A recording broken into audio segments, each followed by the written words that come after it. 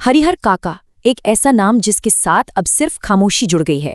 सोचिए, एक इंसान जो अब एक शब्द भी नहीं बोलता।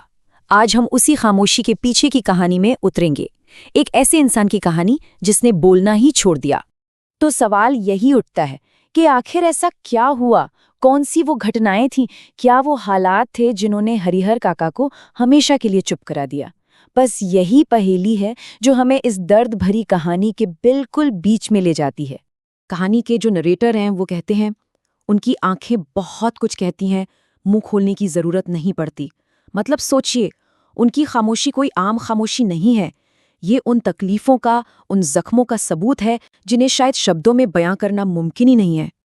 देखिए, नरेटर के लिए हरिहर काका सिर्फ कोई दूर के पड़ोसी नहीं थे। अरे, वो तो बचपन के साथी थे, एक राजदार थे, पिता जैसे थे। और यही जो गहरा रिश्ता है ना, यही इस कहानी को इतना इमोशनल बना देता है, एक मजबूत आधार देता है। तो चलिए, अब कहानी के उन दो बड़े किरदारों से मिलते हैं, दो ऐसी ताकतें जो हरिहर काका की दुनिया को चला रही थीं। एक तरफ उनका परिवार और दूसरी तरफ गांव का मंदिर। और इन दोनों के बीच टकराव की वजह क्या थी? एक बहुत कीमती चीज। तो एक तरफ हैं हरिहर काका के अपने, उनका परिवार, खून के रिश्ते, और दूसरी तरफ है गांव की ठाकुरबारी। अब ये ठाकुरबारी सिर्फ एक मंदिर नहीं है, बल्कि उस गांव में आस्था और पावर का एक बड़ा सेंटर है।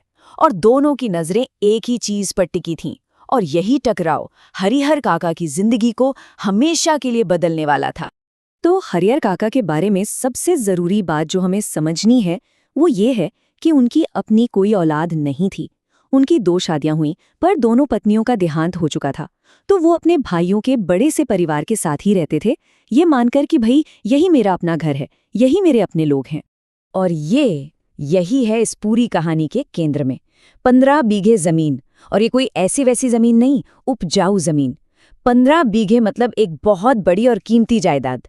ये सिर्फ मिट्टी का टुकड़ा नहीं था, ये भविष्य था, सुरक्षा थी, पावर थी। और यही वो संपत्ति थी जो अब वफादारी का इम्तिहान लेने वाली थी और सारे रिश्तों को तोड़ने वाली थी। सालों का सब्र, सालों की खामोशी, बस एक पल में टूटने वाली थी। तो चलिए, अब कहानी के उस मोड़ पर चलते हैं जिसने सब कुछ बदल कर रख दिया। वो पल जब रिश्तों की दरारें साफ साफ दिखने लगीं। ये सब ना एकदम से नहीं हुआ, धीरे धीरे, इतने धीरे कि शायद किसी का ध्यान भी न गया हो। परिवार में हरिहर काका की अहमियत कम होने लगी। जो भाभियां कभी उनकी देखभाल करती थीं, अब उन्हें बचा कुचा रूखा सूखा खाना देने लगी। और तो और, जब वो बीमार पड़े तो कोई एक गिलास पानी तक पूछने वाला नहीं था। बस यहीं से उनका अपने ही परिवार से मोहभंग होना शुरू हो गया था। फिर एक दिन क्या होता है, घर में उनके भतीजे का एक दोस्त शहर से आता है। अब मेहमान के लिए तो जाहिर है बढ़िया बढ़िया पकवान बनते हैं, खुशबू चारों तरफ फैल जाती है। और उधर हरिहर काका जो अभी अभी बीमारी से उठे थे, उनका मन भी अच्छे खाने के लिए ललचा रहा था। लेकिन हुआ क्या? ठीक इसका उल्टा। घर में सबने, भाइयों ने, बच्चों ने, सबने भरपेट खाना खाया, लेकिन किसी ने हरिहर काका को पूछा तक नहीं।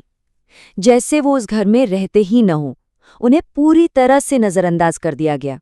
और जब काका ने खुद हिम्मत करके खाना मांगा, तो जानते हैं उनके सामने क्या रखा गया?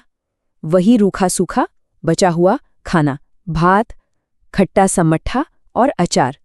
बस ये अनदेखी नहीं थी, ये सीधा सीधा अपमान था, अपमान की हद। और बस उसी पल कुछ टूट गया। सालों का दबा हुआ गुस्सा, वो दर्द, वो निराशा, सब एक साथ बाहर आ गया। हरिहर काका के सब्र का बांध टूट चुका था। उन्होंने वो थाली उठाई और पूरी ताकत से आंगन में दे मारी। ये खामोशी नहीं थी, ये बगावत थी, एक खुली दहाड़। वो गरजे, चिल्लाए कि मैं मुफ्त की नहीं खाता, मेरे हिस्से के खेतों की पैदावार इसी घर में आती है। पहली बार, सालों में पहली बार उन्होंने अपनी आवाज उठाई थी और अपना हक मांगा था। कहते हैं ना, एक का नुकसान दूसरे का फायदा होता है। तो जैसे ही परिवार से ये बड़ी चूक हुई, एक और ताकत थी जो बस मौके की तलाश में थी, और वो थे ठाकुरबारी के चालाक महंत। और देखिए, किस्मत, या शायद किस्मत नहीं, महंत ठीक उसी वक्त वहां मौजूद थे। उन्होंने हरिहर काका को गुस्से में घर से निकलते देखा और बस उन्हें रोक लिया। बड़े प्यार से उन्हें अपने साथ ठाकुरबाड़ी ले आए। ये कोई इत्तेफाक नहीं था, ये एक सोची समझी चाल थी। अब ठाकुरबाड़ी पहुंचकर महंत ने अपनी बातों का जाल बुनना शुरू कर दिया। उन्होंने काका की दुखती रग पर हाथ रखा, उन्हें समझाया कि दुनिया की ये रिश्ते, ये परिवार सब स्वार्थ का खेल है। फिर उन्होंने एक दूसरा रास्ता दिखाया। कहा, अपनी जमीन भगवान के नाम कर दो, और बदले में क्या मिलेगा? सीधा स्वर्ग का रास्ता, मोक्ष, और एक ऐसी इज्जत, एक ऐसी विरासत जो पीढ़ियों तक याद रखी जाएगी।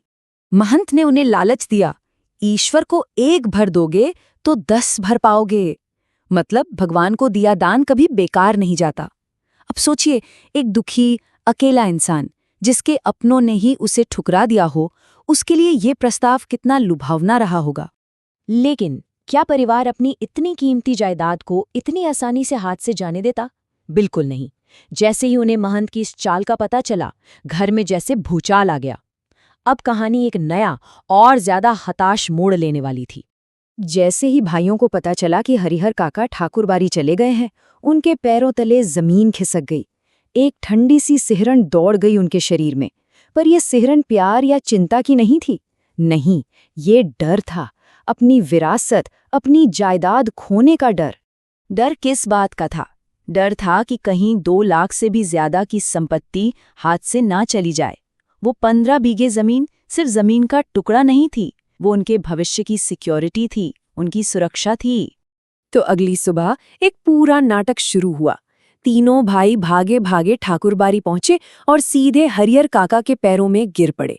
रोना धोना, आंसू बहाना, अपनी पत्नियों की तरफ से माफी मांगना, सब कुछ किया। ये हताशा का एक ऐसा प्रदर्शन था जिसके पीछे सिर्फ और सिर्फ लालच था। और जब हरिहर काका मान मनोबल के बाद घर लौटे तो नजारा ही बदला हुआ था। अरे, अब तो उन्हें सिर आंखों पर बिठाया जा रहा था। उनकी सेवा में 5-5 औरतें लगा दी गई। लेकिन ये बदलाव दिल से नहीं आया था, ये जमीन के लालच से आया था। तो हरिहर काका की कहानी हमें एक बहुत बड़े सवाल के सामने लाकर खड़ा कर देती है। जब परिवार मतलब खून के रिश्ते और आस्था मतलब भगवान का घर, दोनों का मकसद सिर्फ जमीन और जायदाद हड़पना बन जाए, तो इंसानियत की कीमत आखिर कौन चुकाता है?